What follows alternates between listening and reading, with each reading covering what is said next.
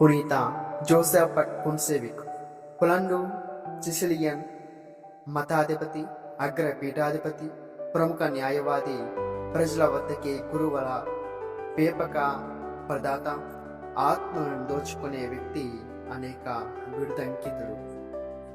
పొలండు దేశంకు చెందిన క్లాడిమిర్ నగరంలో క్రీస్తు శకం 1580లో జోసెఫర్ జన్మించాడు. వీరి జ్ఞాన స్నానం పేరు జాన్ కుచ్చేవిక్.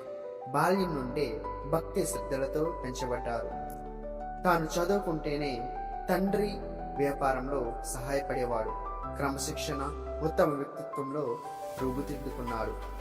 ఆ రోజులలో రుకేషన్ చర్చి అనుసేక వారు రోమ్ నగర పోపు గారి అధికారంలో ధిక్కరించి ప్రొటెస్టెంట్ శాఖగా ఏర్పడి స్వంత నిర్ణయాలతో ముందుకు పోయారు. దీనికి వ్యతిరేకంగా అల్టెక్స్ అనే వ్యక్తి చర్చించారు. కోట్ల మంది ప్రజలను పోపు గారి అధికారంతో కథోలిక విలువలను అంగీకరించి శ్రీసభలో సభ్యులయ్యారు. వారితో పునీత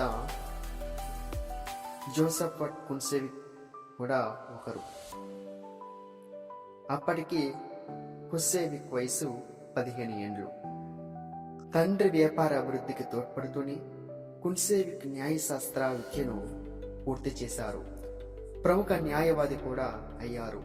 కానీ ఎందుకో ఆయన ఒక అసంతృప్తి, ఈ జీవితం ఎందుకు అని తనకు తాను ప్రశ్నించుకునేవారు.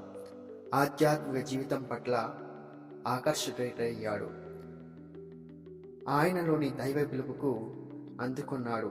క్రీస్తు శకం 1604లో తాను 24వ ఏట లిత్వాని పిల్లా రాష్ట్రంలో విల్నా పట్టణంలో గల బసిలియన్ సన్యాసి ఆశ్రమంలో చేరారు.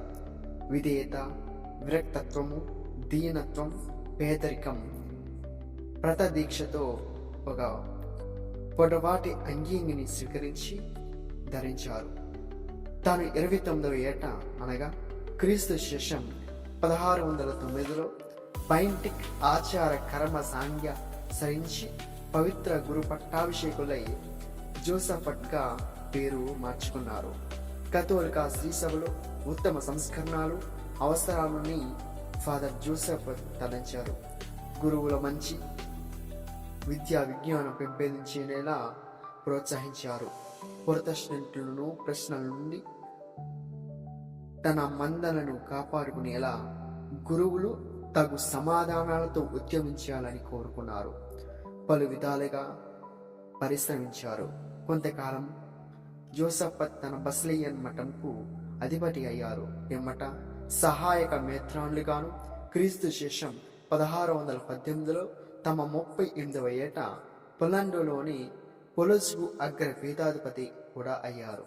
అగ్ర పీఠాధిపతులుగా శ్రీసభ సంరక్షించుకుంటూ బద్ధ వైరులుగా మారిన రుతోనియన్ ప్రొటెస్టెంట్ శాఖ సభ్యులకు పలు విధాలుగా నచ్చజెప్పి చూశారు. క్రీస్తు ఏర్పరిచిన పవిత్ర పోప్ ఆధిపత్యంలో ఒకే కాపరి, ఒకే మందగా ఉందామని ఉత్సాహంతో కృషి చేశారు.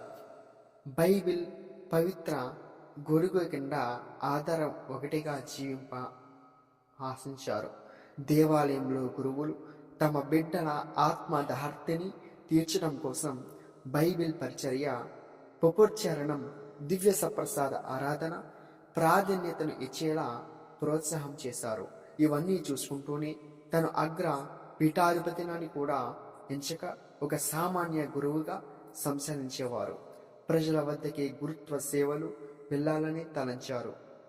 ప్రజలు ఉండే ఆసుపత్రులు, చెరసాలలు, పొలాలకు స్వయంగా వెళ్ళి వాళ్ళు విశ్రాంతి సమయంలో సువార్త సేవతో పశ్చాత్తాపం పుట్టించి పాప సంకీర్తనను వినడం విరివిగా చేసేవారు. గొర్రెలు తప్పిపోకుండా భక్తిలో ఎదిగేలా ప్రయత్నించారు. జోసెఫ్ మిత్రాన్లు ప్రజలను ఆదర్శంతో ఎందరినో కదిలించి శ్రీసభకు దూరమైన గ్రీక్ చక్రవర్తి బంధుమిత్రులను ఒక ప్రధాన నగర పెత్రిమార్క్ గారి తిరిగి శ్రీసభ జన జీవన స్రవంతిలోనికి రప్పింపగలిగారు.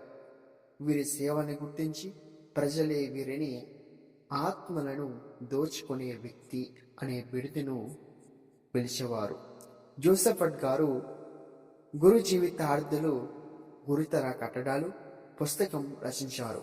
ప్రజల కోసం క్రీస్తు సత్యోపదేశం అనే పుస్తకాన్ని రచించారు. గురువులకు ప్రబోధనలకు సదస్సులను నిర్వహించి క్రొత్త సంఘాల ఏర్పాటుకు, క్రొత్త దేవాలయ నిర్ణయములకు, ఇతర క్రైస్తవ శాఖల సభ్యుల శ్రీసభ పునఃప్రవేశంకు గట్టి చర్యలు సమిష్టిగా చేపట్టారు. ఆర్చి బిషప్గా జోసెఫట్ వ్యక్తిగత జీవితం చాలా కఠినంగా ఉండేది. దానం పేక్ష శరీర సుఖం ఏమాత్రం గిట్టేది కాదు. కటిక ఉపవాసాలు చేసేవారు. శాఖాహారిక అష్టాలిక బ్రహ్మచారిగా బ్రతుకుతూ నేలపై మాత్రమే నిద్రించేవారు. ప్రార్థన వీరి ఊపిరి.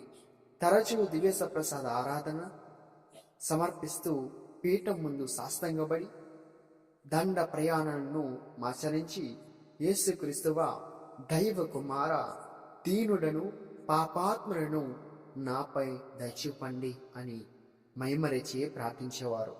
జోసెఫట్ కృషి వల్ల శ్రీసభ అభివృద్ధి చెందడం పట్ల వేర్పాటు క్రైస్తవ శాఖ సభ్యుల్లో కొందరికి కన్ను కుట్టింది. వారిలో పగద్వేషం అనే విగ్రహారాధనను విగ్రహించింది. వారి కుట్ర పన్ని క్రీస్తు శకం 1623 నవంబర్ 12వ తేదీన ఏకాంతంగా ప్రార్థించుకుంటున్న జోసెఫట్ గారిపై ఎగబడి పాశవికంగా విగత జీవిగా గావించింది. ప్రభువుకు నేర్పిన ప్రేమ, శాంతి, సహనం కోల్పోయి సాతాను ఉచ్చులో చిక్కి హంతకులుగా ముద్రపడ్డారు. జోసెఫట్ యొక్క ప్రేషిత శక్తి జీవించి ఉన్నప్పటికంటే ఆయన మరణానంతరమే రెట్టింపోయింది. ఎందరో శ్రీసభలో ప్రవేశించారు. పాపాత్ములను మనో పరివర్తన చెందారు. వీరి హంతకులు కూడా పశ్చాత్తాపడి తిరిగి శ్రీసభలో చేరి రక్షణ పొందారు.